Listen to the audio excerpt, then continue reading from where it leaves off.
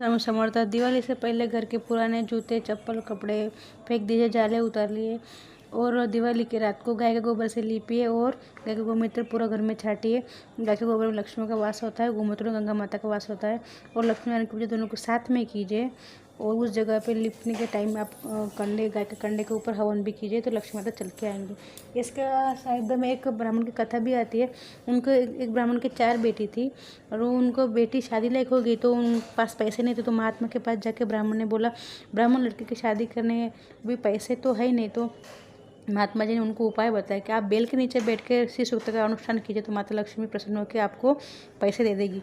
तो उन्होंने वैसे ही किया। जो माता प्रकट हुई तो माता का स्वर्ण सुंदर थी लेकिन माता के पैर काले थे। ब्राह्मण देवता ने पूछा, माँ आपके पैर काले क्यों हुए? माँ बोले, प्रश्न लो या पैसा लो। ब्राह्मण बोले, माँ उत्तर दे दीजिए, मैं अनुष्ठान करके आपको दोबारा पालूंगा।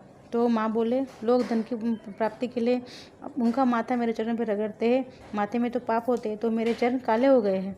तो ऐसे बोल के माता वहाँ से अंतर्धान हो गए। तो ब्राह्मण ने दूसरे अनुष्ठान किया। माता दोबारा से जब आए तो माता का पूरा शरीर कांति वन स्वर्ण जैसा चमचम कर रहा था लेकिन माता का सिर काला था। तो ब्राह्मण बोले, माँ ये क्या, पहले आप आए तो आपके पैर काले थे, दूसरी बार आए तो आपका माथा काला है, ऐसा क्यों? तो माँ बोली, लोग जब नारायण जी की पूजा करते हैं नारायण जी को अकेले ही बुलाते हैं, मुझे नहीं बुलाते, लेकिन मैं नारायण के बिना नहीं रह सकती हूँ।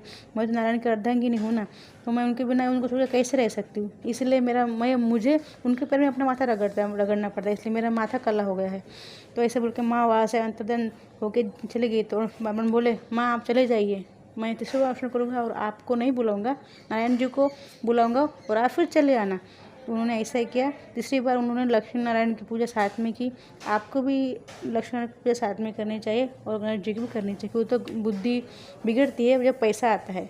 तो देखो, गरीबी से बड़ा कोई दुख नहीं है, आपको गरीब नहीं जीना है। इसलिए माँ बाप का सम्मान करें और देवता को प्रणाम करें और बड़ों का सम्मान करें और माँ बाप का आदर भी करें। समय समझता हूँ।